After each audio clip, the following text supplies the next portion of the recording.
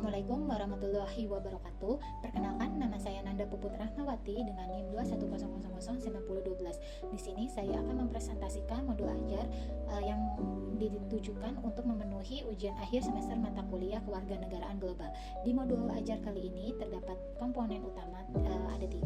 Yang pertama ada informasi umum, kedua ada komponen inti, dan yang ketiga identitas LKPD. Masuk dalam informasi umum, ada identitas modul. Penyusunnya saya sendiri, Nanda Puput Rahmawati, instansi SMP Negeri 170 Jakarta, tahun penyusun 2024, jenjang sekolah menengah pertama atau sederajat, mata pelajaran pendidikan Pancasila, fase atau kelas fase D, kelas 9, bab 4 menjaga dan melestarikan tradisi, kearifan lokal serta budaya dalam masyarakat global. Elemen yaitu komitmen menjaga dan melestarikan tradisi, kearifan lokal serta budaya Indonesia dalam masyarakat global. Kemudian ada capaian pembelajaran per elemen. Pada fase ini, peserta didik mampu memahami pengertian tradisi, kearifan lokal dan budaya, memahami contoh tradisi, kearifan lokal dan budaya di Indonesia, memahami peran tradisi, kearifan lokal dan budaya dalam masyarakat global, memahami arti pentingnya komitmen menjaga dan melestarikan tradisi, kearifan lokal serta budaya Indonesia dalam masyarakat global. Nah, untuk alokasi waktunya 1 kali 50 menit, kata kuncinya ada tradisi, kearifan lokal, budaya, dan global. Masuk ke kompetensi awal. Kompetensi awal ini adalah kompetensi yang harus dimiliki oleh peserta didik sebelum mempelajari topik pada hari ini. Ada 2, yaitu pertama, peserta didik sudah dapat menjelaskan apa itu keberagaman yang terdapat di Indonesia. Yang kedua, peserta didik sudah dapat menyebutkan contoh dari tradisi, kearifan lokal, dan budaya. Nah, apabila peserta didik ini belum atau masih kurang memahami materi keberagaman yang terdapat di Indonesia, guru akan menjelaskannya kembali mengenai pengertian macam-macam contoh dan tantangan dari adanya keberagaman di Indonesia.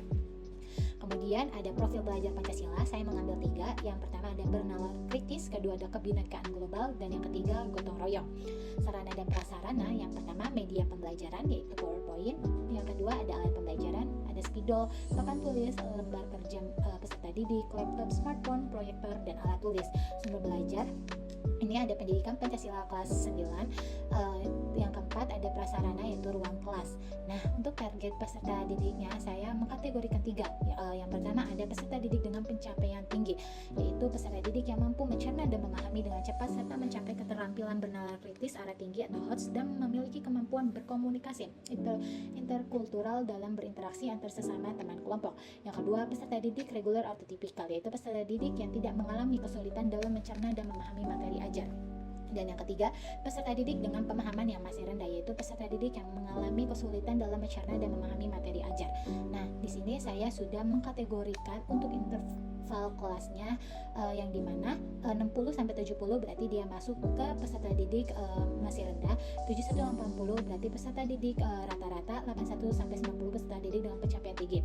Yang dimana nilai interval kelas ini saya dapatkan dari hasil asesmen peserta didik sebelum masuk ke inti pembelajaran. Kemudian ada kelompok belajar peserta di kelas 9, ini sudah saya buat kelompok belajarnya untuk mengerjakan LKPD. Nah, jumlah peserta didiknya itu ada 15, terdiri dari laki-laki 4 dan perempuan itu ada 11. Nah, model pembelajaran yaitu project based learning, yang dimana project based learning itu adalah sebuah metode pembelajaran yang menggunakan masalah sebagai langkah awal dalam mengumpulkan dan mengintegrasikan pengetahuan baru berdasarkan pengalamannya dengan beraktivitas secara nyata dalam kehidupan. Hal ini dilakukan untuk membantu mendorong dan membimbing peserta didik fokus pada kerjasama dengan melibatkan kerja kelompok dan membantu peserta didik untuk fokus pada perkembangan mereka. Untuk metode pembelajarannya saya ada 3, yaitu ceramah, diskusi kelompok, dan presentasi. Kemudian di kompetensi intinya ini ada tujuan kegiatan pembelajaran. Yang pertama dari capaian pembelajaran, yaitu capaian yang harus dimiliki oleh peserta didik setelah pembelajaran berlangsung. Nah, yaitu peserta didik mampu memahami pengertian tradisi, kearifan lokal dan budaya, memahami contoh tradisi, kearifan lokal dan budaya di Indonesia, memahami peran tradisi, kearifan lokal dan budaya dalam masyarakat global, serta memahami arti pentingnya komitmen menjaga dan melestarikan tradisi, kearifan lokal serta budaya Indonesia dalam masyarakat global.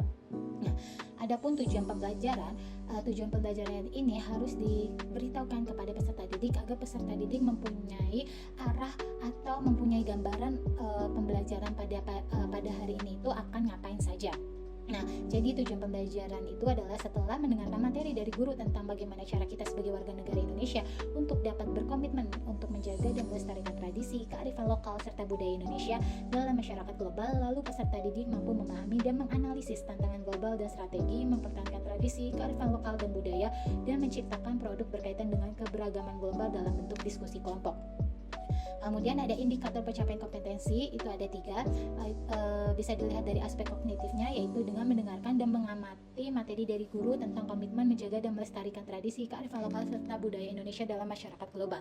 Yang kedua, kalau dari aspek afektifnya itu, peserta didik mampu menampilkan sikap saling menghormati dan menghargai pendapat orang lain, dan menampilkan sikap solidaritas yang baik dalam kelompok.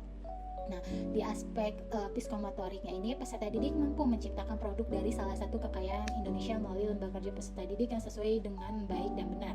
Nah, asesmennya itu ada 3, yaitu asesmen dari formatif diagnostik awal, yaitu berkaitan dengan kognitifnya. Yang kedua, asesmen formatif diskusi kelompok, itu afektif, dan asesmen formatif presentasi, yaitu psikomotorik. Nah, kemudian pemahaman bermaknanya, yaitu manfaat dari pembelajaran pada hari ini, yaitu setelah mempelajari lingkup materi ini, peserta didik diharapkan mampu membangun pemahaman tentang pentingnya kita sebagai warga negara Indonesia untuk berkomitmen menjaga dan melestarikan tradisi, kearifan lokal dan budaya dalam masyarakat global. Tujuannya agar kekayaan yang dimiliki oleh negara Indonesia dapat terkenal di mata dunia internasional. Nah, kemudian ada pertanyaan pemantik, yaitu sebuah pertanyaan untuk memancing sebelum masuk ke inti materi. Yang pertama, teman-teman, kalian berasal dari daerah mana? Yang kedua, sebutkan salah satu kekayaan dari daerah kalian. Dan yang ketiga, apakah kalian bangga menjadi warga negara Indonesia, sebuah negara yang memiliki kekayaan budaya yang sangat luar biasa? Nah, kemudian di kegiatan pembelajarannya ini itu yang pertama ada kegiatan pendahuluan, yaitu guru mengucapkan salam, berdoa, dan dipimpin oleh ketua kelas, menanyakan kabar peserta didik, menyemangati peserta didik dengan menanyakan kesiapan peserta didik dan kebersihan kelas. Terus ada persepsinya, yaitu guru menyampaikan materi, tema, atau kegiatan pembelajaran yang akan dilakukan dengan pengalaman peserta didik melalui pertanyaan pemantik. Yang kedua, guru menyampaikan tujuan pembelajaran, model, dan asesmen pembelajaran yang akan dilakukan. Yang ketiga, sebelum masuk ke inti pembelajaran, guru mengajak peserta didik untuk bermain permainan yang bernama jika makan, dibagi 2 kubu, yaitu kubu kiri dengan kalimat jika dan kubu kanan dengan kalimat makan. Nah, setelah bermain games itu, peserta didik diminta untuk melakukan asesmen awal melalui kuisis. Dan yang terakhir, guru menanyakan kepada peserta didik apa saja keberagaman yang terdapat di Indonesia. Untuk alokasi waktu pendahuluan ini ada 5 menit. Kemudian masuk kegiatan inti, yaitu guru memaparkan materi dengan metode ceramah tentang pendidikan kewarganegaraan global yang kemudian dikaitkan dengan materi komitmen menjaga dan melestarikan tradisi, kearifan lokal, serta budaya Indonesia dalam masyarakat global dibantu dengan media PowerPoint. Nah, kemudian peserta didik dibagi menjadi 3 kelompok untuk mendiskusikan materi pada hari ini dalam LKPD. Terus setelah menerima lembaga kerja yang sudah disediakan oleh guru, dan setiap kelompok mengisi lembaga kerja yang disediakan dengan baik dan benar. Kemudian setiap kelompok mencermati lembaga kerja yang sudah disediakan. Kemudian setiap kelompok mulai berdiskusi dan merancang produk apa yang akan dibuat berkaitan dengan kekayaan Indonesia. Setelah selesai berdiskusi, setiap perwakilan kelompok mempresentasikan hasil ide yang sudah dikerjakan. Lalu kelompok lain memberikan tanggapan. Setelah selesai semua kelompok presentasi, guru menyimpulkan dan menambahkan penjelasan dari jawaban peserta didik, serta memberikan apresiasi atas produk yang sudah dibuat. Kemudian menanyakan kepada peserta didik apakah mengalami kesulitan saat memahami materi, kemudian peserta didik menyampaikannya. Nah, untuk kegiatan ini saya kasih waktu 40 menit. Dan untuk kegiatan penutupnya, yaitu guru bersama peserta didik melaksanakan refleksi pembelajaran dengan membagikan kertas refleksi yang akan dijawab oleh peserta didik. Peserta didik diminta mengisi asesmen formatif melalui kuisis. Kemudian guru menyampaikan materi yang akan dipelajari di pertemuan berikutnya. Sebelum menutup pembelajaran itu berdoa dan salam penutup. Ini waktunya adalah 5 menit. Ini untuk refleksi peserta didik dan guru. Ini untuk refleksi peserta didiknya. Yang pertama ada dari proses belajar hari ini hal yang saya pahami. Yang kedua, dari proses belajar hari ini hal yang belum saya pahami. Yang ketiga, saya ingin mengetahui lebih dalam tentang materi. Refleksi gurunya itu yang pertama, hal menarik apa yang saya temui saat pembelajaran berlangsung. Yang kedua, apa pertanyaan yang muncul saat pembelajaran berlangsung. Yang ketiga, jika ada apa yang ingin saya ubah dari cara mengajar pada kegiatan ini. Yang keempat, apa yang saya sukai dan tidak sukai dari kegiatan pembelajaran kali ini. Yang kelima, pelajaran apa yang saya dapatkan selama proses pembelajaran. Tujuan refleksi peserta didik dan guru ini untuk saling mengevaluasi satu sama lain. Nah, kemudian ada rubrik asesmen atau penilaian. Ini ada aspek dan teknik penilaian. Yang pertama ada penilaian pengetahuan, itu dilihat dari tes, penilaian sikap sosial dan spiritual itu dari non tes, dan penilaian keterampilan ini juga dari non tes, yaitu dari unjuk kerja, keikutsertaan peserta didik dalam berpendapat, kreativitas dalam menciptakan produk yang mempresentasikan hasil dari kelompok. Nah, untuk asesmen formatif itu yaitu penilaian pengetahuan. Ini meliputi pertanyaan yang mencakup konsep dasar yang harus dipahami oleh peserta didik pada bab ini melalui kuisis. Terus penilaian pengetahuan didapat dari menjawab pertanyaan guru ketika menjelaskan materi. Kalau untuk dari singkatnya ini dari observasi guru. Nah, ini contoh dari penilaian sikap, yaitu berperilaku dan sopan, berpartisipasi dalam proses pengambilan keputusan bersama, kerjasama. Nah, terus untuk penilaian keterampilannya ini dari unjuk kerja, ini kriterianya itu memaparkan dengan percaya diri konten hasil produk atau kesesuaian dengan kompetensi yang diujikan, sama kreativitas produk yang menarik. Ini untuk pedoman penilaiannya. Skor 1 apabila sikap peserta didik tidak pernah sesuai dengan aspek nilai. Yang kedua, apabila sikap peserta didik kadang-kadang sesuai aspek yang dinilai. Yang ketiga, apabila sikap peserta didik sering sesuai dengan aspek yang dinilai. Yang keempat, apabila sikap peserta didik selalu sesuai apa yang dinilai. Nah, ini skor maksimalnya 12. Untuk penilaiannya itu jumlah skor dibagi skor maksimal dikali 100.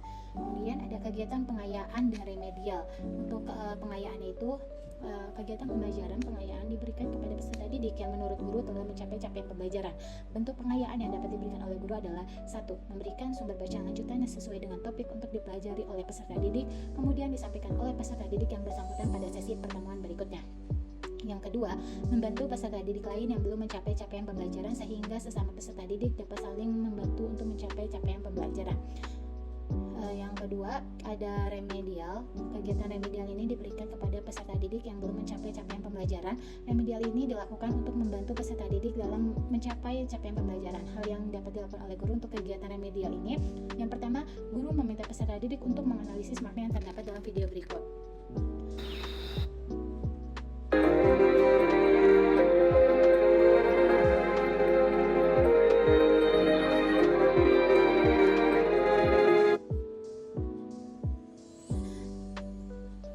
Peserta didik menganalisis makna dari video tersebut, yaitu berjudul dengan globalisasi. Nah, setelah peserta didik menganalisis makna dalam video tersebut, kemudian peserta didik dapat membuat satu produk yang menarik dengan isi materi keberagaman negara Indonesia dalam konteks global. Nah, ini untuk lampirannya, ada lampiran formatif pretest dan post testnya. Ini berupa kuisis.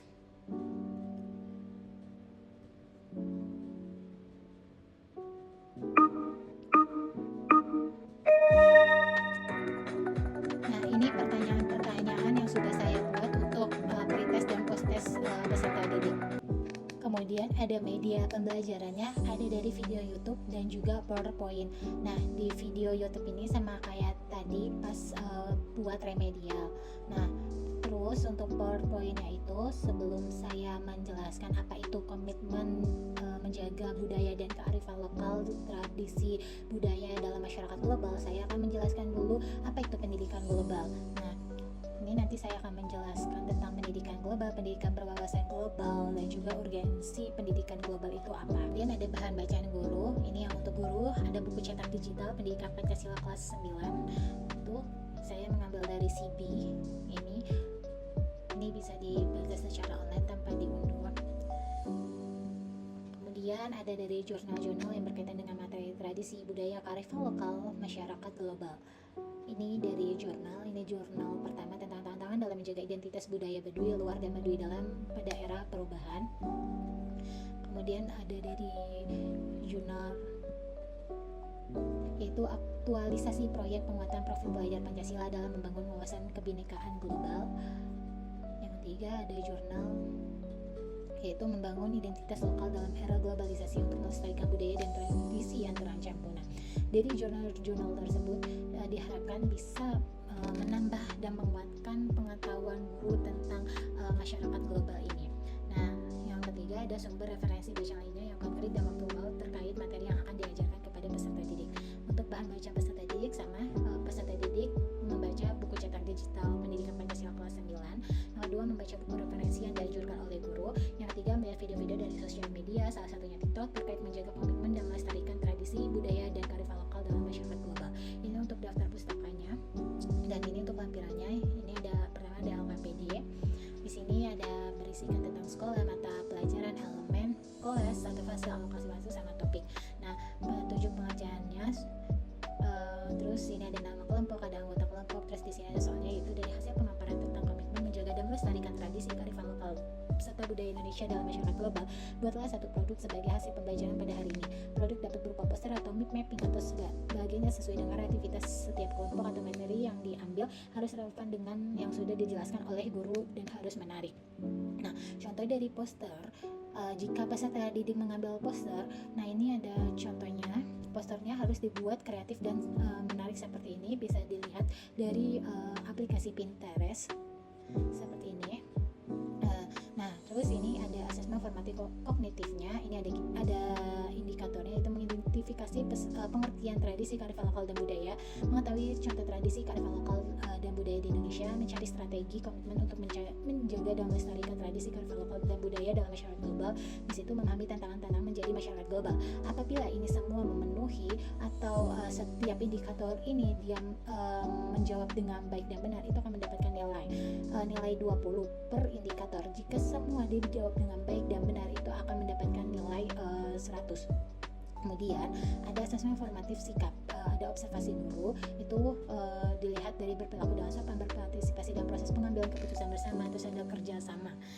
Nah, kemudian ini ada asesmen formatif keterampilan, itu ada kriterianya ini memaparkan dengan percaya diri konten hasil produk atau kesesuaian dengan kompetensi yang diujikan, terus kreativitas produk yang menarik. Nah, ini ada sangat baik, cukup, perlu pendampingan, dan ini rubrik penilaiannya seperti apa. Biasa itu ada ini, di sini ada pedoman penskoran, terus ada refleksi peserta didik yang harus dijawab ketika pembelajaran sudah berakhir atau sebelum guru mengucapkan salam. Sekian modul ajar dari saya, kurang lebihnya mohon maaf. Wassalamualaikum warahmatullahi wabarakatuh.